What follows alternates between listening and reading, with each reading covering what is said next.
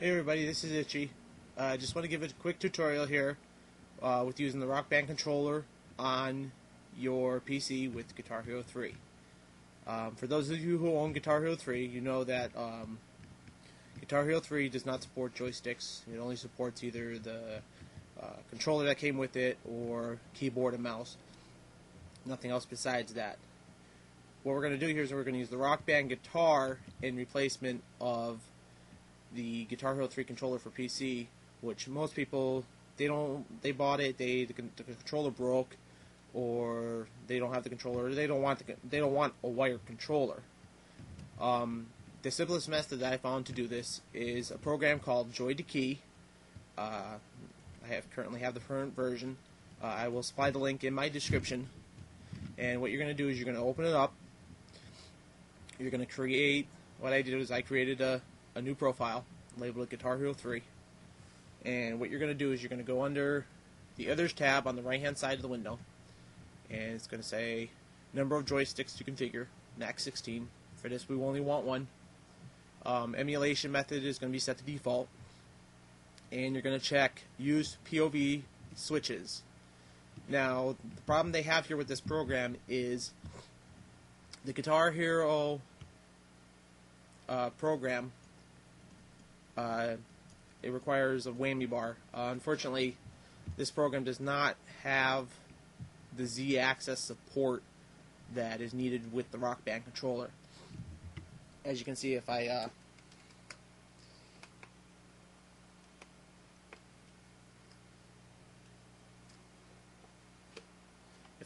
move my whammy bar here, it moves the Z-axis up and down, which when you plug your Guitar Hero controller in, if you have XP, it will automatically detect it.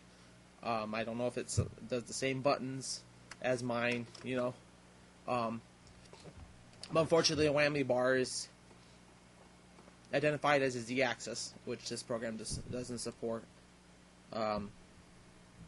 So unfortunately we cannot set that up. You're going to check POV switches, which the POV switch is going to be your strum bar. The POV switch is actually your a directional button on your Rockband controller, but that's also used with your strum bar, so we're going to be using that. Now you're going to go back under your joysticks tab, and you're going to see left, right, up, down. You're going to see everything here. Basically the way Rockband is set up is it uses keys. So what this program does is it translates the signals from the controller into key output. So what you're going to do is you're going to set your POV up to your up arrow. You're going to select OK. And your POV down is going to be your down arrow. And then you're not going to use any of these other ones.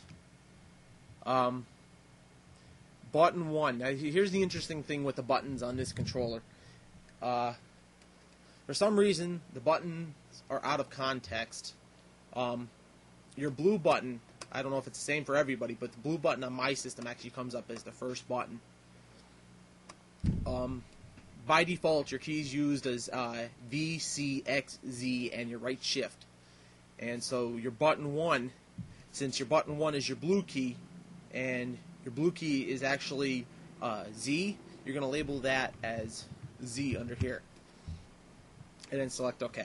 And then basically you're going to do the same for button 2 is actually going to be your if you look at it, it's actually going to be your green key. That's what it is on my system.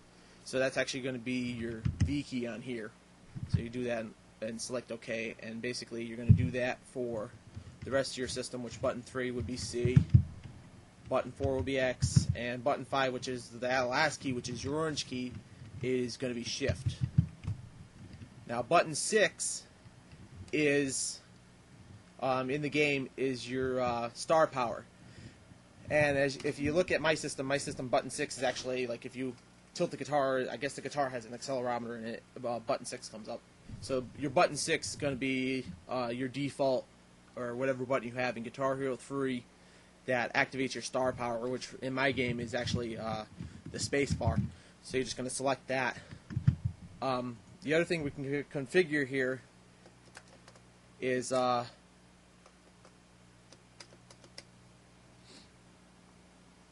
you can actually configure your start button, which is button 10, and button 10 is going to be what I have it configured as is my escape key on my keyboard is what pauses the game. So that's going to be labeled as your escape. The other unfortunate thing is the keys for like your solos. They're labeled as a, like if you look at it, it's like a second set of keys. It's a 2-7, 3-7, 4-7. See, I haven't quite figured out how to configure that yet, and I really don't use these keys. I mean, if you use these keys, you can probably figure out how to do it easily. But I really don't use them, and I don't know if anybody else does. So, but that pretty much sets up your entire system beforehand, you know, to go all the way through. You know, all your keys are set up now, up, down, start. So unfortunately with this program you have to have it running for it to translate the keys, but the nice thing about this is it actually translates, when it translates everything, you can actually minimize it and it'll actually fall to the background down here. But you just have to have it running if you're going to use it. Just making sure all my settings are right now, as you see. So at this point, you know, you really only have like a few keys that you're going to use on your Guitar Hero. At this point, you know, you can go into your Guitar Hero, which I'm going to do right now. If I can find it.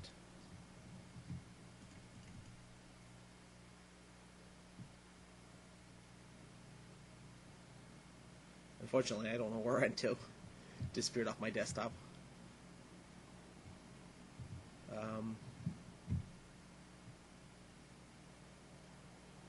think I shoved it in one folder by mistake here. Yeah, here it is. You're going to open up your Guitar Hero. It's going to come up.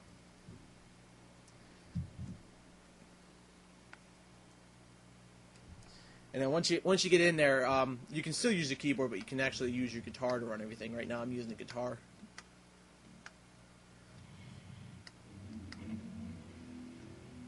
Now for me, I have a dual core system, but unfortunately the game is somewhat laggy on this system. But for demonstration purposes, this works pretty well. So here at this point I'm using the strum bar on my Guitar Hero. Unfortunately right now on my Guitar Hero with my Rock Band, I'm using a strum bar on my controller. Unfortunately my controller is one of those ones that are messed up because they use those cheap little two-prong tabs inside, which I'll also have a link to Hak5's video on replacing it with a micro switch, which I'm going to look into doing. It voids your warranty on your guitar, so if you currently have a warranty, it's not really worth it. But if you're just saying, you know, I'm not worried about it, then, you know, go ahead and follow Hak5's, you know, video. But you know, everything's all set up in here. You can I'll show you how to quick play. Like I said, the only thing that isn't going to work is your whammy bar because they don't have a Z-axis support on this program. But if you look, you know, all my keys work. My strum bar works. Unfortunately, it's lagging real bad right now. I have no idea why. And I'm way out of practice. But you could probably program like your select key as the whammy, so you can actually, you know, get your points from there.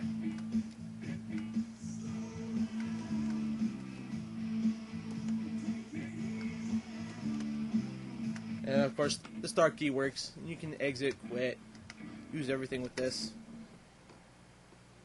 The only thing I haven't tested this on is Vista, but I think it works in Vista. You know, Vista has the same, I would think, the same inputs and outputs basically as the Rock Band controller. I think I am going to drop an email to the person who owns JoyToKey and tell them, well, this is what I'm using it for. Can you make a Z-axis? But you could probably just, if you go same with any other, with the rest of the setup. If you go into your game controller setting, which I can't find mine right this second, here it is. In your properties, my select key is actually button 9. So you can actually put your select button as your whammy, which is, like, again, I believe his default is the space bar. And that's pretty much it for this tutorial. If you have any questions or comments, leave them below or drop me a private message. I'll be happy to answer any questions you guys might have. And I will post the links to Hak5's video on how to replace the switches in your guitar, and the link for downloading JoyToKey. Alright, everybody have a good one. Bye.